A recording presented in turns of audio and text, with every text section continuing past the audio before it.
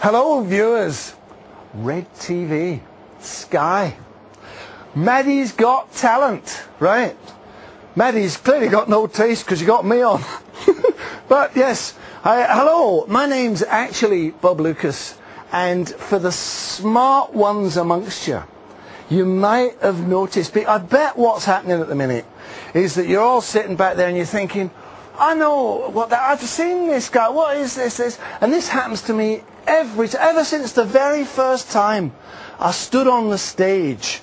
First time on the stage, I got all this, hey look, it's Billy, hey Billy Connolly, hey Billy, do tell us the story about the incontinence underwear, stuff like that. Come on Billy, what about the bad language?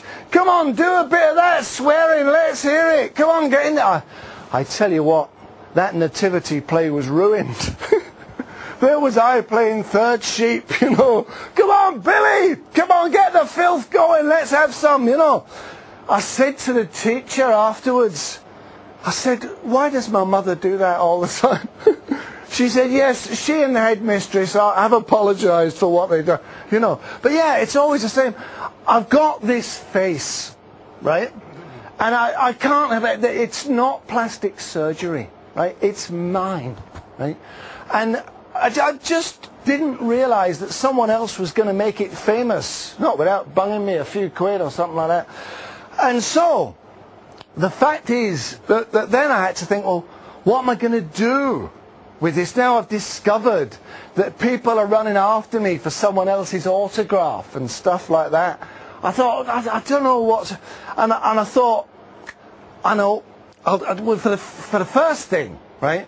The way I normally speak is like this, but I moved into a bit with the old accent with Billy there because, well, it cheered people up, it seemed to me. But I thought, I know, I'll divert from this. I thought, entertainment I quite like. And I started off not doing this, but actually I was a boxer. I was giving it all of that, you know, the old noble art and stuff like that. And after a while, they'd be calling me, you know, the boxing matches. Over in the blue corner, they'd say, we have Picasso Connolly. They started calling me Picasso Connolly. And I thought, well, that's obviously because they think I'm great at the noble art and Picasso was an artist. No, it turns out it was because I was on the canvas all the time. So the better bet seemed to be to get up and do a few jokes.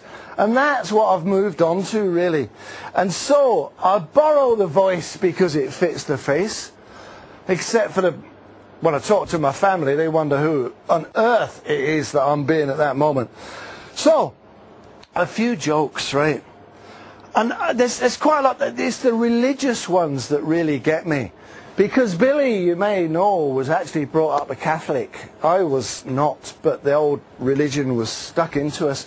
And it always sort of leaves me a bit curious. I mean, I can't understand, for instance, why is it that if I talk to God, that's called praying? But if God talks to me, that's called schizophrenia. Now, why is that? Perhaps we should have a church of schizophrenia. And this is a story about a guy who's an older chap, and he's gone into the church, and he's seen the priest, and he said, "Oh, Father, will you hear my confession, for I have sinned?" The priest says, "Aye, certainly I will, my son. Come on in here." I can never understand, too, why a priest who's half the age of the person they're talking to still calls them son. But anyway, come in, he says, come into the confessional. What's happened here? So the old fella says, well, it's like this. He said, last night I spent the entire night with two young women, one aged 25 and one aged 27. And we made love in every possible way you could imagine 3 people could do it. We used toys like you've never been, and did it all twice. The priest said, this is terrible. He said, how old are you? The guy said, well, I'm 78. He said, you're 78? You're doing this? It's dreadful. He said, when was your last confession? He said, I've never had confession before. So the priest said, what do you mean, you're 78, you've never had confession? No, says the guy, I'm Jewish. He said, you're Jewish? And you've come in here to a Catholic church telling me about your sex life? And the guy said, telling you about it. I'm telling everybody. Which I think if I was 78 in that situation, I just might do that myself. So, the fact is that when you do this, actually, you tell an awful lot of lies all the time. You actually tell lies for a living. And this I actually do. You know, sometimes you get a form and on one bit of it will say, what is your employment?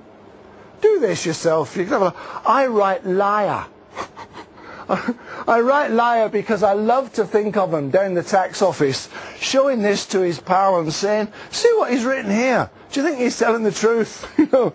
But yeah, so that's what it's like. And it's fibs all the time. And we don't care, you know. And there's rude stuff talking about sex. Happens all the time.